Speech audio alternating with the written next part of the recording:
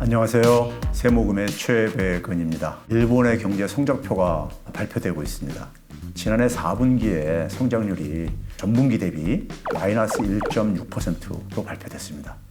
이 속도로 1년을 가게 되면 마이너스 6.3% 성장률이 될 거라는, 그러니까 완전히 곤두박질 친 거죠. 올해 1분기에도 마이너스 될 가능성이 높게 보는데 연속 2분기 마이너스 성장이 되면요, 사실상 경기는 침체에 빠졌다고 우리가 표현을 합니다. 경제학자들이요.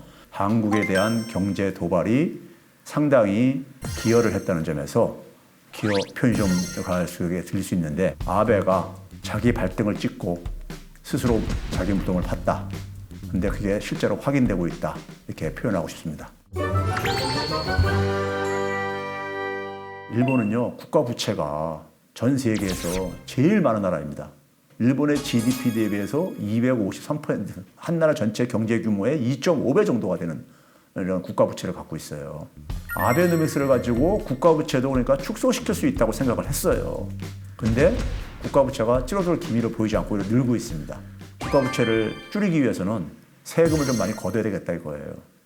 그러니까 작년 10월 달에 경제도 별로 안 좋은데 소비세를 인상을 했던 거예요. 세금 인상하기 전에 미리 막 사재기를 한 거예요. 그래서 3분기에 0.1%가 그나마 나왔던 거예요. 미리 사재기했으니까 그 다음에 소비가 줄을 게 아니겠습니까? 세금 올리고 난다면요. 그래서 마이너스 1.6% 곤두박질 친 거예요. 언제부터? 7월 달부터. 7월 달이 무슨 달이에요? 일본이 우리나라한테 수출 규제, 경제 도발, 반도체, 핵심 부품 소재 세 가지 품목 수출 안 하겠다, 안 팔겠다, 이런 이제 보복이 있었잖아요. 그 결과가 6개월 동안에 이렇게 일본 경제를 처참하게 지금 만들고 있는 거예요. 우리한테 2018년도에 241억 달러 나가니까는 흑자를 봤는데, 지난해 그러니까 우리가 7월 달부터 하반기 6개월 동안에 일본이 한국에 대해서 보는 무역 흑자 규모가 41억 2천만 달러 정도가 줄어들었습니다. 일본은요, 수출에 의해서 경제 규모를 키울 수 있는 나라예요. 수출에 목을 매는 이런 경제 구조인데 우리나라한테 수출을 안 하겠다고 깡짜 부린 거예요. 이게 말이 되는 겁니까 이게? 그러니까 자해성 완전히 저거 공갈이죠.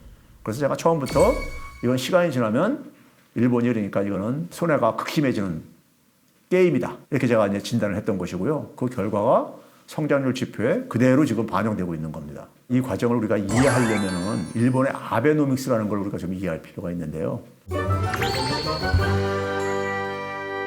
일본은행 총재를 자기 말을 잘 듣는 사람으로, 구로더란 사람으로 바꿉니다. 왜 바꿨느냐?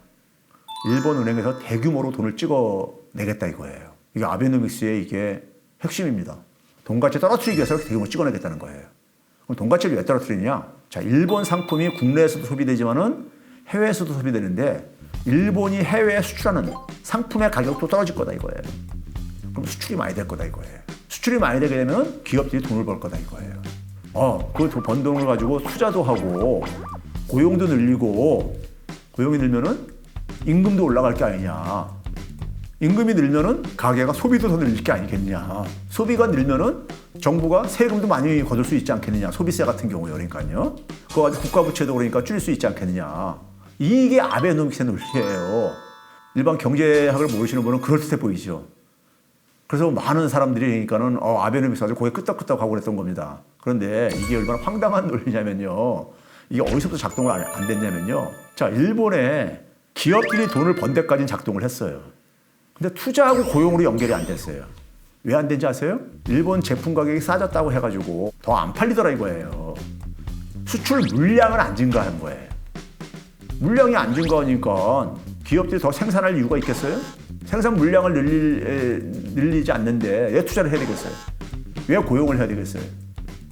그래서 투자와 고용 부분부터 연결이 안 된 거예요. 경제에는 별로 도움이 안 되시고요. 그러니까요. 이 푸른 돈을 언젠가 회수를 해야 되는데, 회수하게 되면 또 그만큼 시중에 통화량이 줄어드니까 또 그것도 충격이 되겠죠. 지금 일본 상황을 볼 때 우리나라 어떻게 대응해야 될지. 영어로는 이제 Japanification이라는 표현을 쓰고 그러는데, 선진 국가들이 일본 경제화되어 간다는 말이 있습니다. 한국 경제도 그럴 가능성을 배제할 수 없다는 점에서, 그다음에 한국에서 나타나는 많은 현상들이 일본하고 굉장히 닮은 꼴이 많다. 이제 이런 이제 지적 속에서 나오는 말인데요. 일본은 지난 30년 동안 동원할 수 있는 사람 다 동원해 봤어요. 국가 부채가 그러니까 GDP의 2.5배, 통화량은 그러니까 GDP의 100%가 넘을 정도로 찍어냈을 정도로 다 해봤어요. 했는데도 안 살아나고 있는 겁니다. 우리도 지금 뭐냐면 가계부채가 굉장히 크지요. 가계부채하고 부동산하고 맞물려 있죠. 부동산 시장이 그러니까 거품이 꺼지게 되면은 그거 되지 않느냐 그러는데요. 우리가 후발 주자로서 장점은 뭐냐면요. 부동산 시장이 만약에 경착륙할 때, 가계부채가 경착륙할 때 우린 대책이 있어요. 한국판 양정안을 한번 소개를 얼핏 한 적이 있었는데 그걸 대처할 수 있는 방법이 있고요. 제조업 위기에 대해서 지금 산업 생태계를 다시 재구성하는 현 정부에서 얘기하는 혁신 성장이 빠른 시간 내에 성과를 만들어야 된다 하는 게 있고요.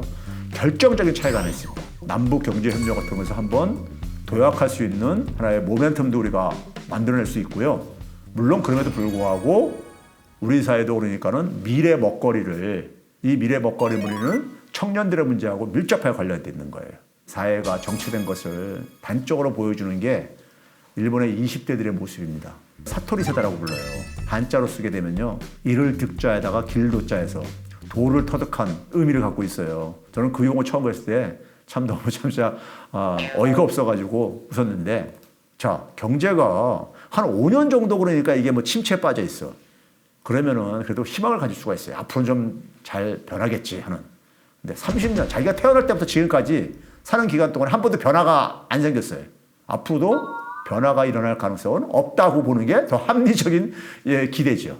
젊은 사람들이 변화가 안 일어날 텐데 안 일어나는 사회 속에서 꿈을 가진다는 얘기는 그 꿈이 실현되지 않는 꿈을 갖는 거예요. 실현되지 않는 꿈을 갖으면요, 그건 오히려 그러니까 자기 고문입니다. 청년들이 꿈을 가질 수 없으면요, 우리 사회 미래도 그러니까 존재할 수 없습니다. 우리한테 장점이 하나 있죠. 봉준호 감독이 우리가 기념치도 받고 그 이전에 BTS가 그런 것도 받지만 우리나라가 굉장히 문화 강국입니다. 문화적인 자원을 주도하고 있는 게 누굽니까? 젊은 사람들이에요. 아낌없는 지원을 통해서 젊은이들이 꿈을 가질 수 있게 해주는 나라. 이게 제가 바라는 나라입니다.